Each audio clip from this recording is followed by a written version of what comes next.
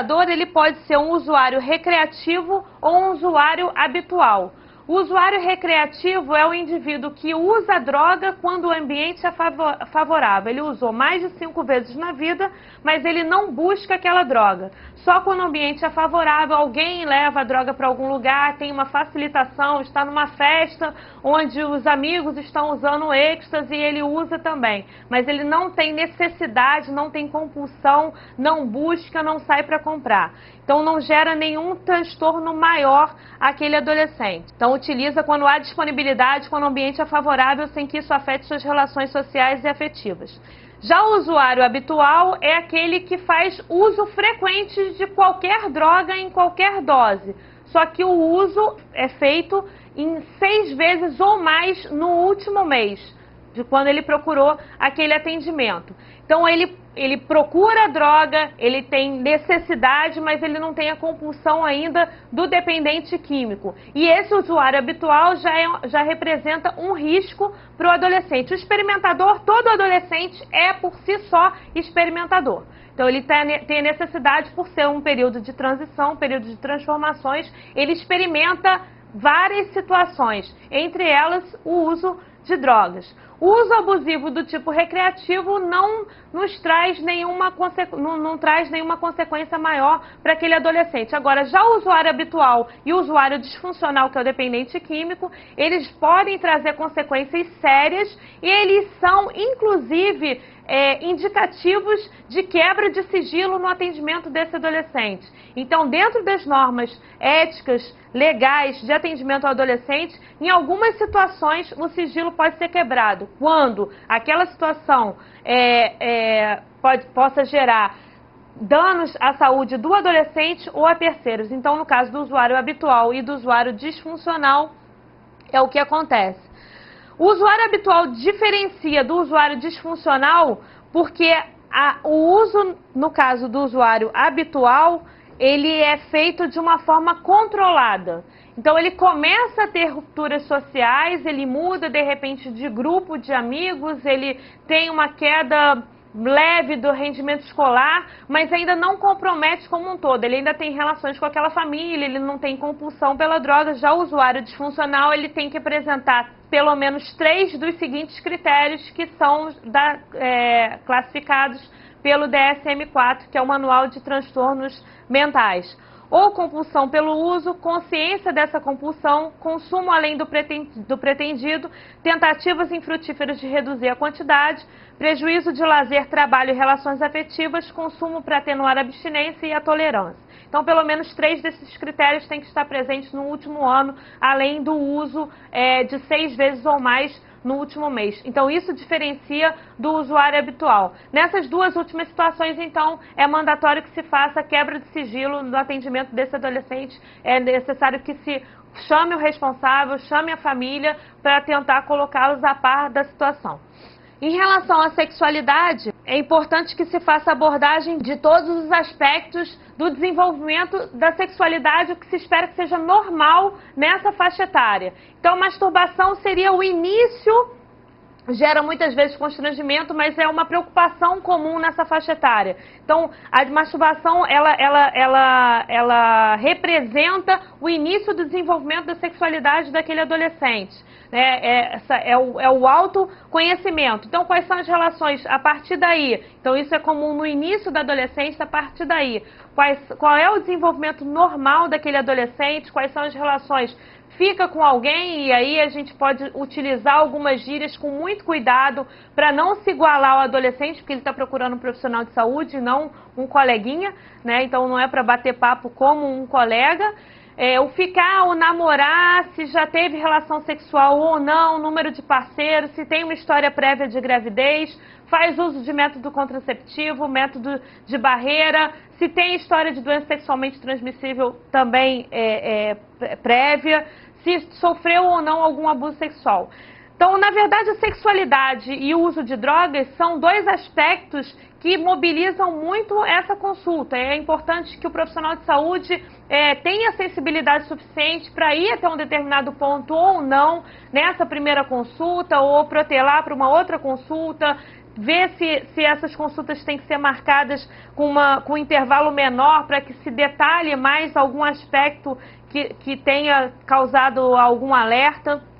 O que eu procuro quando eu abordo sexualidade do adolescente? Procuro verificar o desenvolvimento normal dessa sexualidade, assim como aproveito para, também utilizando a caderneta do adolescente, fazer a prevenção de DST, de AIDS e da gravidez indesejada nessa faixa etária. O abuso sexual é um aspecto importante porque, rotineiramente, os profissionais de saúde não fazem esse tipo de abordagem, mas eu lembro que, à semelhança do que ocorre com o bullying, o abuso sexual ele não é uma queixa verbalizada pelo adolescente. Né? Se eu não fizer a pergunta, provavelmente ele não vai me contar. E abuso sexual, lembrando, não é só a relação sexual completa. Então, a manipulação ou passa a mão no braço com um teor erótico, sexual mesmo, já caracteriza abuso sexual. Muitas vezes o adolescente não tem nem a malícia para perceber isso. Então é importante que o profissional de saúde aborde, esteja atento e oriente o adolescente em relação a isso. Então, partindo da anamnese, fiz a anamnese, aquela primeira, semelhante ao que acontece na criança, fiz uma abordagem sistemática, fiz a triagem, tentei identificar situações, fatores de risco, reforço fatores protetores. Eu vou partir para o exame físico. Exame físico completo, principalmente nessa primeira consulta, atento a alguns aspectos principais. Então, pele, primeira coisa, pele, por causa dos hormônios, e aí incluem, lógico, fatores genéticos, outros fatores estão inseridos aí, mas os hormônios já favorecem o aparecimento de acne, então das espinhas, que a caderneta inclusive aborda e tenta orientar os adolescentes em relação a isso. Então a acne é bastante comum nessa faixa etária, ela é passível de tratamento, nenhum adolescente tem que ficar dos 10 a 19 anos com espinhas esperando passar. Então é necessário que o profissional de saúde faça a abordagem também, porque principalmente os meninos, eles não têm isso como queixa, porque eles acham que é coisa de menina e que o profissional de saúde vai prescrever algum creme, alguma coisa que ele tenha que usar, e isso vai causar um certo constrangimento, vai ser motivo de chacota, então ele acaba não se queixando disso. É importante que o profissional esteja atento, na hora do exame, verificou alguma lesão de acne, que ele oriente, que ele converse, que ele pergunte, que ele ofereça tratamento àquele adolescente. A antropometria que deve ser feita em todo o atendimento adolescente, então eu faço a aferição do peso, a aferição da estatura, calculo o índice de massa corpórea, coloco nos gráficos que estão presentes na caderneta, explico para o adolescente, então eu coloco, explico para ele, está adequado, não está adequado, consigo identificar se está com baixo peso, se não está, se está com baixa estatura, se está com alta estatura, então consigo identificar algumas coisas que são anormais ou posso acompanhar de forma adequada a normalidade também.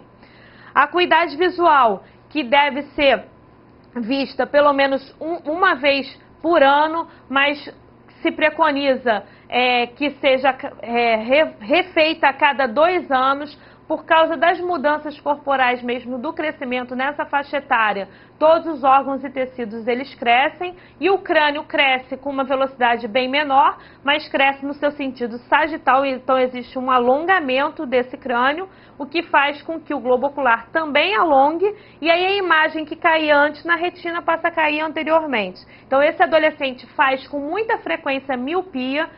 As crianças que já eram míopes tendem a aumentar, esse grau de miopia aumentado nessa faixa etária, e aquelas crianças que não tinham nenhum déficit visual podem apresentar um grau de miopia que necessite ou não de lentes corretivas. Então é importante que se faça essa avaliação.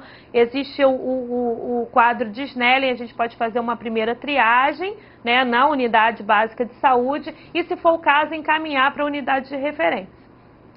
A pressão arterial também deve ser verificada pelo menos uma vez por ano, e aí seria o mínimo de consultas a que esse adolescente estaria submetido, porque o aporte vai ser, a demanda vai ser maior e é lógico, se eu tenho um indivíduo crescendo, esses níveis pressóricos também vão aumentar e que se utilize os gráficos, existem os gráficos de pressão arterial, que esses gráficos também sejam utilizados para avaliar a normalidade ou não. Boca e dentes para encaminhar o profissional de referência, se for o caso, como eu falei, da mesma maneira que cresce, modifica o globo ocular, alonga a arcada dentária, e esse adolescente tem uma tendência a fazer má oclusão dentária. Então, pode ser necessário a utilização de algum aparelho ortodôntico. É importante que se faça avaliação primária para, se for o caso, encaminhar o profissional de saúde de referência. Tireoide, é importante que se faça uma avaliação, uma avaliação no exame físico. Semiologia mesmo, a palpação da tireoide, ver se existe aumento da glândula por causa da alta prevalência de doenças da tireoide nessa faixa etária. As manifestações predominam nessa faixa etária. A avaliação do aparelho geniturinário, uma vez por ano, pelo menos, se for essa consulta for realmente anual, fazendo estadiamento de Tanner. E a coluna vertebral, que deve ser avaliada por causa do crescimento rápido. Então, o eixo vertebral, ele cresce com uma velocidade muito alta num espaço muito curto de tempo. A tendência é ele fazer um desvio. Então, o adolescente comumente apresenta algum grau de escoliose, que é chamada escoliose idiopática do adolescente. Ela pode ou não necessitar de alguma intervenção clínica. Pode ser somente um uso de palmilha, pode ser cirurgia ou só RPG, fisioterapia, enfim. E se for o caso, se for identificada alguma alteração mesmo, e muitas vezes gera dor para esse paciente, dor nos membros inferiores principalmente, que ele seja encaminhado também ao profissional de referência. Uma coisa importante desse crescimento que causa preocupação ao adolescente, que a gente deve orientar logo no início do estirão de crescimento, a gente que vai estar avaliando peso, estatura e índice de massa corpórea, é o crescimento das extremidades. Então, o indivíduo começa crescendo pelas extremidades, então as mãos ficam grandes, os pés também ficam grandes. Isso geralmente causa preocupação ao adolescente. Então, a gente, quando avalia, saber se está dentro do estirão de crescimento ou não, pode perguntar, já precisou trocar o número de sapato, a gente tem uma noção se já entrou na puberdade, junto com outros dados de maturação sexual. E aí vem a maturação sexual feminina, que deve ser feita em todo atendimento, utilizando o estadiamento de Tanner, que é aquela tabela que vai fazer o estadiamento de desenvolvimento de mamas e desenvolvimento de pelos pubianos no sexo feminino. Quando eu avalio mama da menina, além do estadiamento, eu devo observar se existe algum nódulo, alguma massa, faço a palpação, verifico se tem assimetria, que é uma outra coisa frequente nessa faixa etária, é uma queixa das meninas, muitas vezes no início da maturação sexual, no estágio 2, quando aparece o broto mamário, aparece o broto mamário de um lado e do outro não, então é assimétrico. Muitas vezes a queixa da mãe, da própria mãe dessa adolescente, é que tem um nódulo, tem um caroço, e na verdade aquilo é só a glândula mamária crescendo, e é normal essa assimetria. Com o tempo, ao longo da maturação, elas vão se igualar. Então, orientar sobre a normalidade disso, tranquilizar esse paciente. Fazer o estadiamento de Tanner, então eu tenho do estágio 1 ao estágio 5 em relação ao desenvolvimento de mamas. O estágio 1 é impúbere, o estágio 2 começa o aparecimento do broto mamário, então eu tenho só um montículo sem delimitação de nenhuma parte da mama.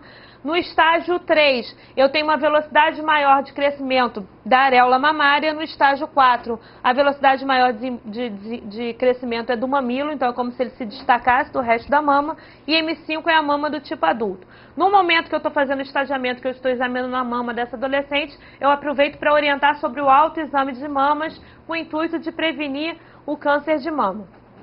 E a pilificação, faço estadiamento também do estágio 1 ao estágio, ali tem o 6, né, do estágio 1 ao 5, o 1 é impúbere. No estágio 2, pelos finos, longos, claros e lisos na sínfise púbica. No estágio 3, esses pelos já começam a tomar o aspecto de pelos do tipo adulto, pegando grandes lábios. No estágio 4, eu já tenho pelos do tipo adulto em grandes e pequenos lábios. No estágio 5, eu tenho a pilificação até a raiz da coxa. E o estágio 6 ali não aparece, mas na verdade o estágio 6 só aparece em 10% das meninas, a pilificação da sínfise púbica.